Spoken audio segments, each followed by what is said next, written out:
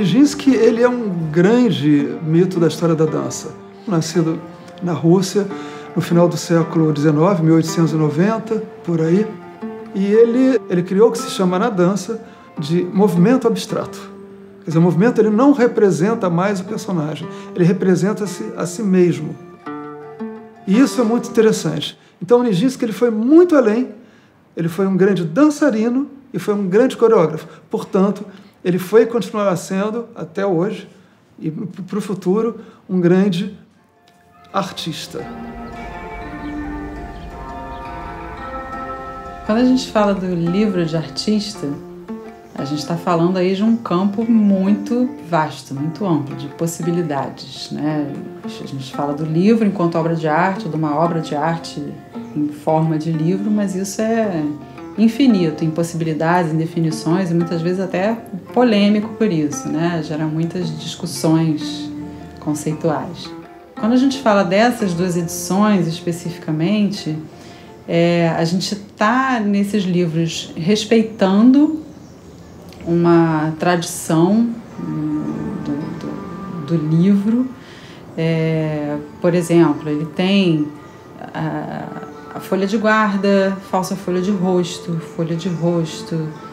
créditos, textos de apresentação, colofon, vários aspectos que são bem tradicionais na elaboração, na composição de um livro.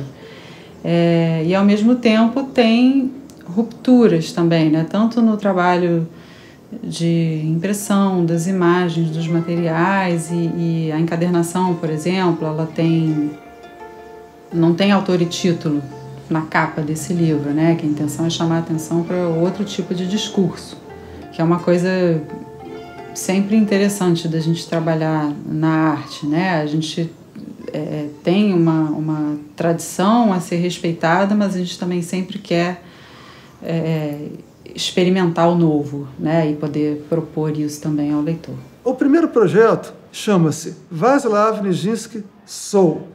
Soul por quê? Porque no diário de Nijinsky ele se autoafirma o tempo todo. Essa palavra soul, de ser, de estar, ela é repetida inúmeras vezes no diário dele. Essa necessidade de afirmação do ser que ele era. Eu tinha 2 esteios da memória gráfica. Um que eram as pranchas com colagens e desenhos, baseados em fotografias dele, e os slides que eram projetados na conferência espetáculo, na performance, né? Porque o slide é um elemento muito delicado. E então ele sofreu arranhões e fungos se criaram ali, que começaram a fazer parte das imagens que eram projetadas. Então eu utilizei exatamente esse lixo gráfico dos slides para criar as imagens do livro atual. Essas imagens foram trabalhadas no Photoshop por mim e foram calibradas para se tornarem figuras impressas através da serigrafia nos livros. Então, sobre essas imagens impressas em serigrafia, eu ainda tenho uma inserção manual. Eu trabalho com a técnica do stencil e pastel seco, criando uma espécie de um relógio das cores. Essa imagem de grande poesia para trabalhar como ponteiro desse tempo meu como artista e desse tempo de Nijinsky como artista. Quando a gente chegou na solução das imagens impressas em serigrafia e o amador veio com essa solução brilhante da interferência do pastel seco, trazendo essas cores, né? Isso me remeteu a uma alma daquele trabalho, daquelas imagens. Eu traduzi essa alma levando essas mesmas cores para fora da encadernação pela lombada, que a gente também chama às vezes de alma, né, quando está se remetendo a essa parte da estrutura de uma encadernação. Essa mesma linha colorida também faz internamente a ligação do corpo do livro à capa, que é uma ligação visivelmente muito viva, muito intensa, pelas cores mesmo, e ao mesmo tempo muito frágil visualmente.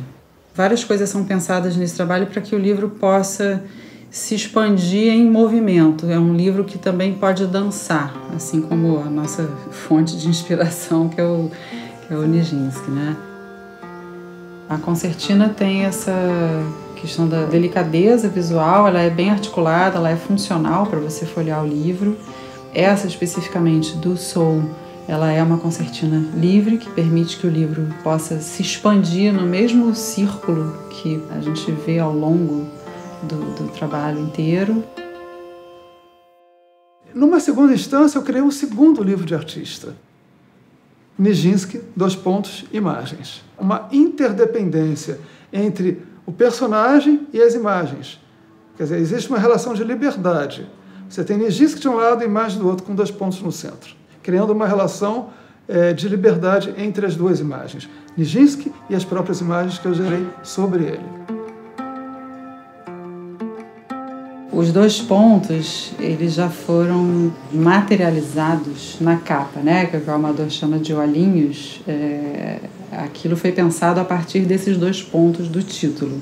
E eles estão ali conduzindo o olhar do leitor, do espectador, convidando para entrar no livro. Eu trabalhei então com a impressão fine art, que é uma impressão que foi criada para os museus, para gerar facsímiles, obras idênticas às obras que eles não podiam manipular, obras raras, assim, vamos dizer assim, que é um jato de tinta de altíssima qualidade. E é pigmento mineral que é entranhado ali no papel, tanto quanto o grafite também é mineral no processo do desenho original, também entranhado no papel. Então tem essa relação entre a matéria e o próprio corpo do papel, né? Nesse caso, as imagens do corpo de Nijinsky, que estão entranhados e gravados, eternizados ali no papel. Diferentemente do primeiro, onde eu trabalho com stencil e pastel seco, eu atuo com cortes no próprio papel, abrindo como se fossem alçapões. Alçapões que remetem aos alçapões do teatro, aos teatros onde ele dançava. E tem um outro elemento que é colado sobre esse papel, que é um alfinete de cabeça de vidro, uma cabeça redonda e colorida. Então essa cor, ela traz uma nova informação sobre as imagens dos desenhos que são em preto e branco. E no verso de cada prancha dessas, você tem o gesto gráfico do artista, eu, desenhista, sintetizando o gesto do dançarino. Um gesto feito com o material que eu sempre trabalhei, que é o grafite.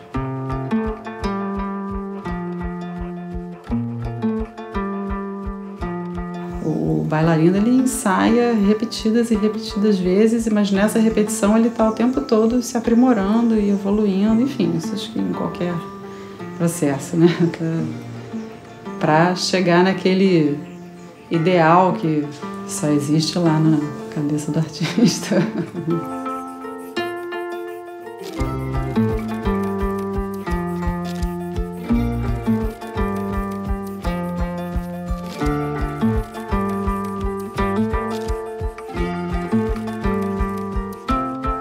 Redesenhar Václav Nijinsky e Nijinsky Imagens, 2 projetos meus do passado, é trazer à tona a memória desses projetos como a arte do Nijinsky, que pertence ao passado, e a arte de Amador, que pertence ao presente.